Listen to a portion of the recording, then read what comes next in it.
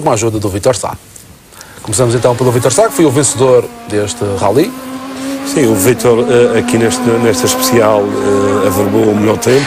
Aliás, como o Vítor referiu, estas duas especiais foram as únicas que venceram neste Rally da Calheta. A partir de então começou a gerir uma vantagem que chegou a 13,5 segundos e fez uma segunda round bastante tranquila, preocupando-se tão somente manter os níveis de concentração e conquistar aqui a sua segunda vitória.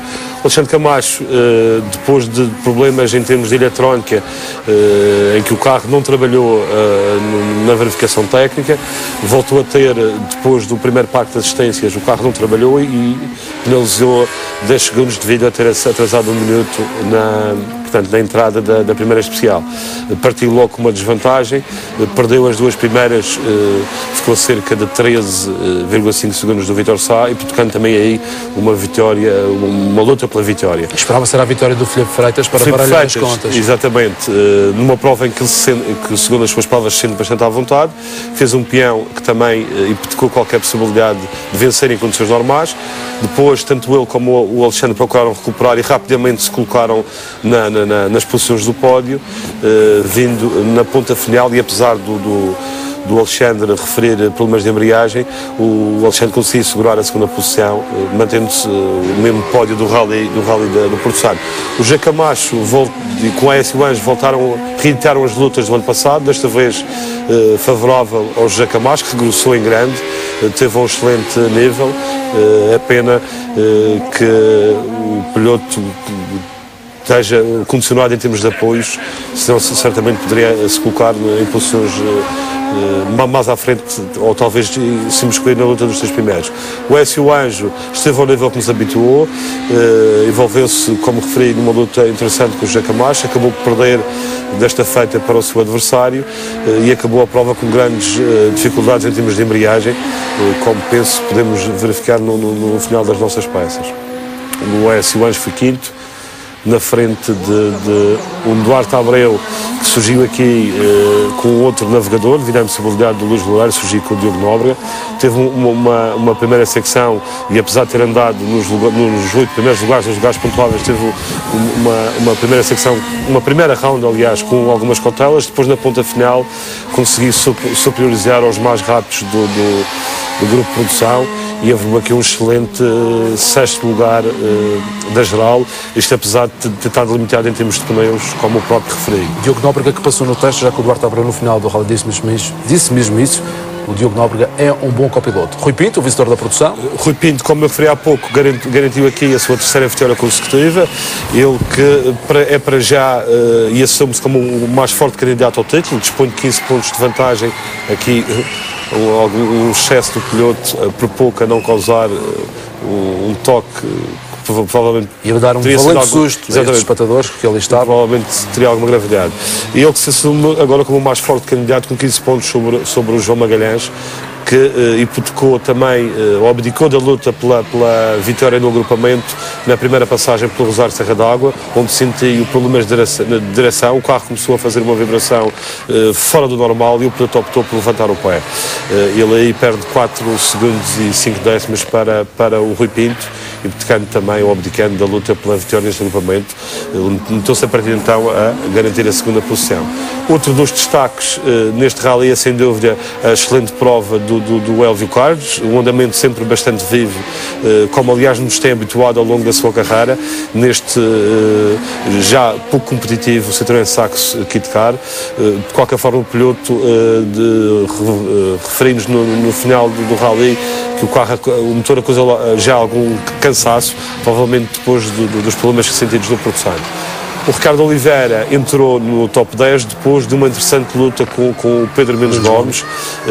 Chegaram a estar separados por 2 décimos de segundo. Eles que animaram e muito o grupo de produção. No final acabou por ser favorável ao Ricardo Oliveira por 1,9 segundos, depois da última especial, da verdadeira especial.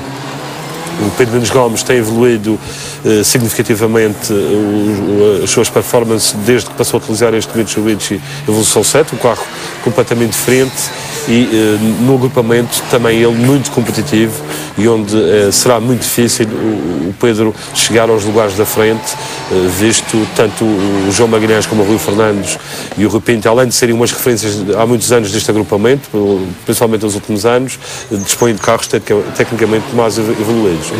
O Elias Gouveia foi quinto no gabinete de produção, ele que sentiu alguns problemas de aquecimento, segundo o piloto, que o impediram de ir mais além. De qualquer forma, no início do rally ainda registrou alguns tempos dentro dos efetuados tanto pelo Pedro como pelo Ricardo Oliveira, o que demonstra bem a evolução que este piloto no seu segundo ano com estas vitórias tem revelado no campeonato.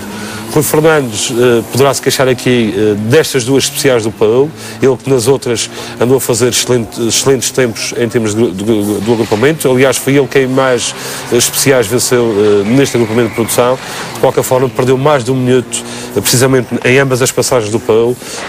Este carro tem denotado ainda problemas de fiabilidade, tem afastado tanto o Rui Fernandes como o João Magalhães dos lugares da frente, se bem que no Porto Santo o Rui Fernandes tenha feito uma excelente recuperação e tenha acabado empatado precisamente com o Rui Pinto, prevalecendo aí o tempo da primeira especial.